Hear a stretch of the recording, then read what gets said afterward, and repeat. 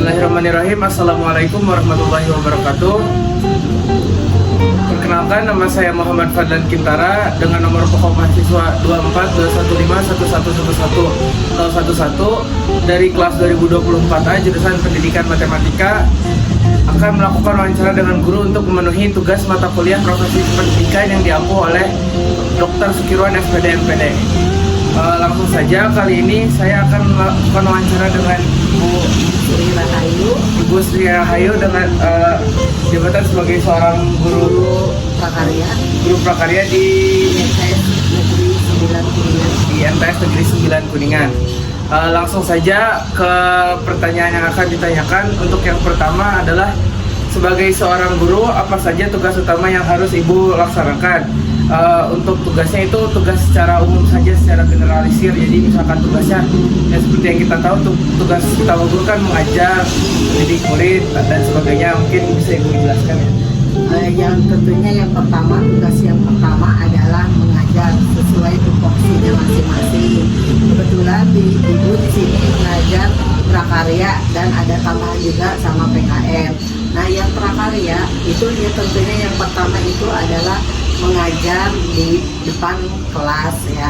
Terus mengajarnya juga sekarang kan zaman kurikulum merdeka, jadi tidak harus ceramah terus gitu. Jadi ya, ada kalanya ceramah sedikit, cuman anak-anak yang banyak yang belajar sebagai fasilitator.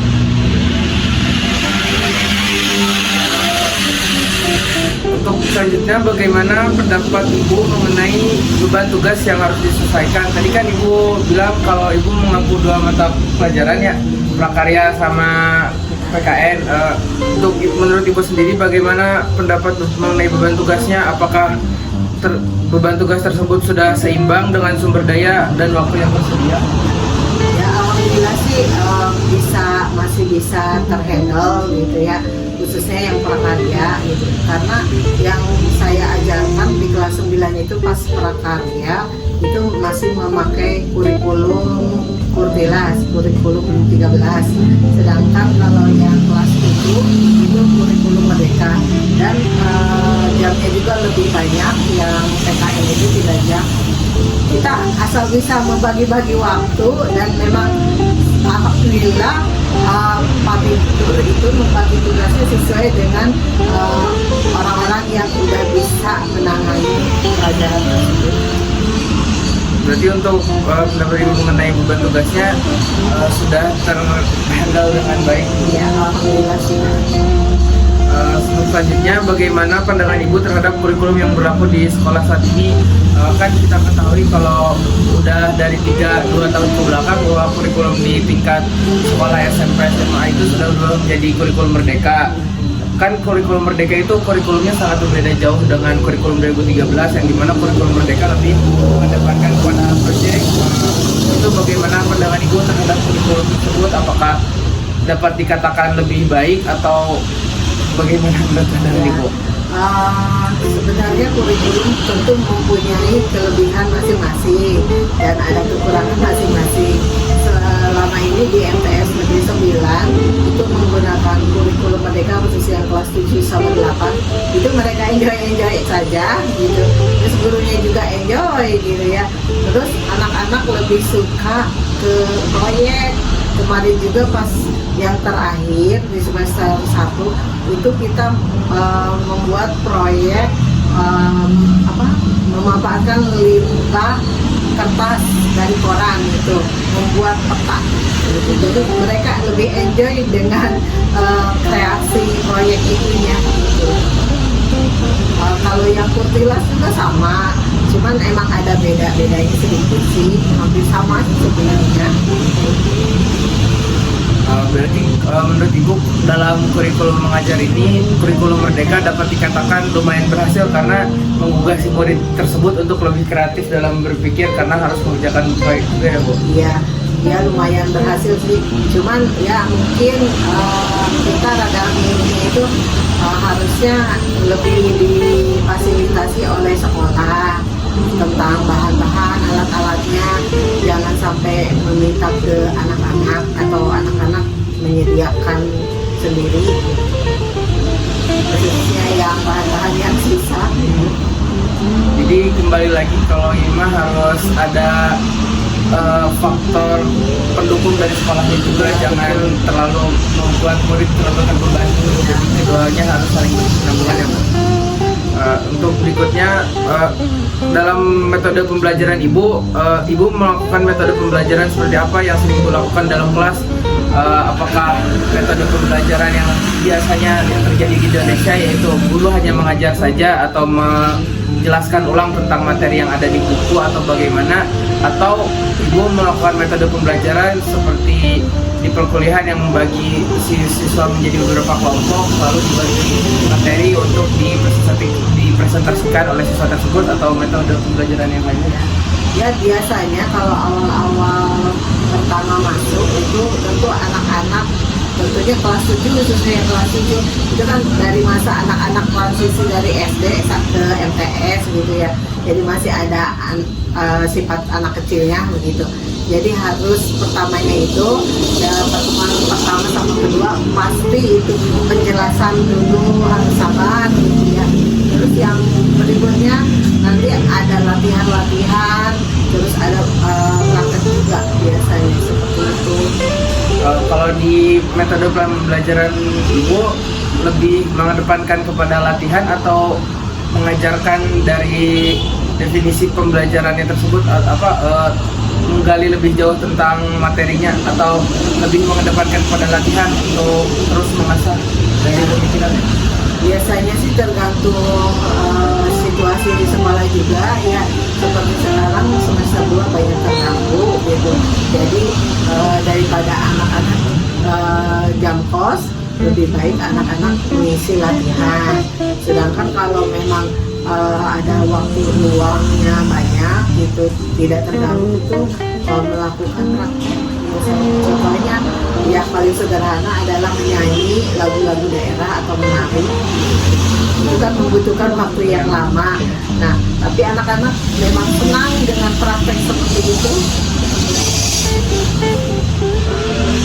Selanjutnya, bagaimana cara ibu mengevaluasi hasil belajar siswa? Dalam mengevaluasi di sini maksudnya apakah ibu hanya berpacu untuk sekolah? Kan dapat diketahui biasanya evaluasi hanya berasal dari nilai akhir atau nilai UAS atau UTS. Apakah ibu tidak 100% condong kepada nilai hasil UAS, atau ibu menilai juga dari si proses anak? Jadi bagaimana ibu pembagian hasil evaluasi nilainya? Ya. Seperti biasa kalau di sekolah biasanya kan ada persentase ya nilai gitu.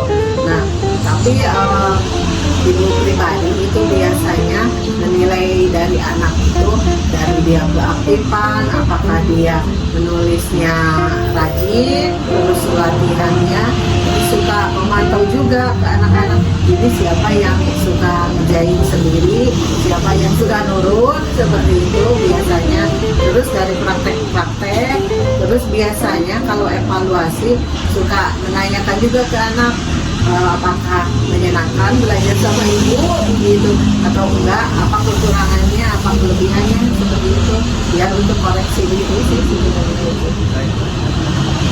Kalau dalam pengevaluasian itu apakah sering terjadi ada kendala atau tantangan dari ibu sendiri? Kan tadi ibu suka menanyakan kepada anak muridnya apakah dari ibunya ada kekurangan atau gimana, ada kendalanya, misalkan muridnya emang terlalu pendiam jadi susah untuk diajak komunikasi atau bagaimana? Ya ada sih sebagian anak-anak, tetapi ya sekarang masih itu sih enjoy saja. Cuman kalau lagi praktek mungkin kendalanya itu ya mengumpulkan dananya gitu ya, susah. Terus kalau belajar mah biasa aja sih, enjoy aja mereka mah gitu. Sekarang lebih untuk ke profesi gurunya sendiri ya Bu, pertanyaannya apa yang menjadi motivasi terbesar ibu dalam menjadi seorang guru, dan apa hal yang membuat ibu tetap semangat dalam mendidik siswa? Ya, Motivasi terbesarnya ya tadinya sampai sama guru biologi gitu ya, jadi pengen jadi guru begitu. Terus dari arahan dari teman sama kakak keluarga, lebih baik daripada itu jadi guru, banyak hikmah ibaratnya gitu ya. Kalau murid itu bisa betul-betul bisa terus gitu. Terus apa lagi? Apa hal yang membuat ibu tetap semangat dalam menjadi seorang guru dalam mendidik siswa? Ya karena menganggap mengajar itu sebagai ibadah, jadi kitanya enjoy gitu ya. Terus kita emang ke sekolah tuh jadinya bener enjoy, terus kurang lihat anak-anak ceria seperti itu, hiburan tersendiri bagi saya pribadi. Dalam menjadi seorang guru sejauh ini, apa tantangan pembelajaran yang pernah ibu alami selama menjadi guru, dan dari tantangan tersebut apa solusi yang pernah ibu laksanakan atau langkah-langkah yang ibu ambil untuk mengatasi tantangan tersebut, baik dalam pembelajarannya atau terkendala ada seorang murid yang bisa dibilang nakal atau bagaimana yang pernah menjadi pengalaman ibu? Ya relatif sih ya anak-anak, tapi yang sekarang banyak masalah itu adalah anak yang dari rumahnya berangkat pas ke sekolah nggak nyampe, kadang-kadang nyampe ke sekolah tapi ibaratnya ngecot ya pulang sembunyi-sembunyi gitu. Terus ada anak yang kurang perhatian dari orang tua gitu ya. Terus kadang-kadang anak tuh pelariannya ke teman yang kurang baik seperti itu biasanya. Tapi biasanya melalui wali kelas itu kita saling koordinasi antara guru mapelnya itu sendiri, wali kelas, terus stakeholder dari sekolah itu sendiri, khususnya Pak Bibkun gitu, wakasek yang lain, dan Pak Kepala juga itu sangat membantu untuk menyelesaikan masalah yang ada di sekolah, khususnya anak-anak. Untuk yang selanjutnya, bagaimana cara ibu membangun hubungan yang positif dan suportif dengan siswa? Apakah ada strategi khusus atau pendekatan khusus untuk menangani siswa dengan karakteristik? Seperti kita ketahui bahwa seorang guru juga bukan hanya untuk mengajarkan pembelajaran saja, tetapi untuk mendidik dan membimbing seorang murid juga.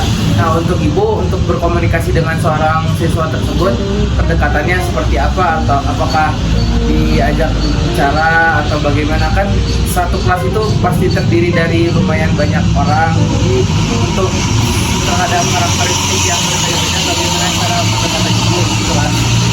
Biasanya suka ada anak yang contohnya masalah nggak masalah, pokoknya ya saya harapkan aja antara wali kelas sama anak tuh dekat, yang penting itu dulu, jadi kita bisa kontrol. Dan tadi juga ada kebetulan anak yang pulang duluan alias lecot gitu ya, terus anaknya dipanggil dulu, biasanya dipanggil tapi jangan di depan guru yang lain, jangan sampai di depan guru yang banyakan gitu ya, tapi ngejaga psikologianya aja gitu. Jadi dia dipanggil ke kantor, terus tulis kenapa alasannya gitu, dan dikasih masukan begini, baru nanti kalau ada beberapa kali baru nanti ditegur lagi. Terus kalau udah benar-benar sudah sering ke orang tua, kalau orang tuanya juga udah ya udah kita serahkan ke orang tua gitu.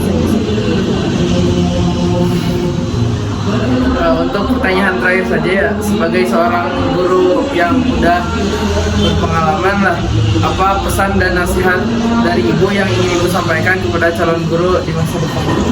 Yang terus semangat menjadi guru untuk mencerdaskan kehidupan bangsa sesuai dengan Undang-Undang 1945 ya, dan niatkan untuk ibadah menjadi guru, jangan melihat materi dulu ya, karena saya juga dari nol begitu ya, kita harus enjoy menjadi guru dan tetap terus semangat saja, niatkan nilai ke atas saja.